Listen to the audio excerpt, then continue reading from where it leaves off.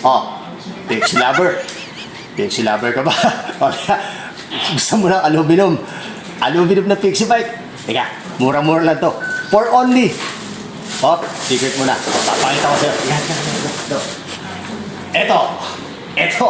Bagong-bago to, master. Mainit pa. Kabibake lang yan. Galing sa Vanguard Garuda. Okay? Naka 52 na crank.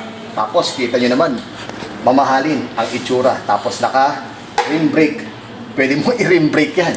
Pero syempre, since Pixie yan, Pix lang yan. Pero pwede kayo maglagay ng preno kasi meron ditong lagayan ng preno. At ang kagandahan nito mga master, aluminum, magaang pa sa bulsa, magaang sa lahat, magaang pedal. Okay, hindi kayo mapapalaya sa mga magulang nyo sa bahay kapag bumili kayo nito. At sa presyo, bubulong ko sa'yo. 5,500 lang. Kaya halika na, kunin mo na. Dito lang yan ha, sa Roosevelt Bicycle Center. Okay, ako po si Papa Jack. Follow ka lang ha. Salamat.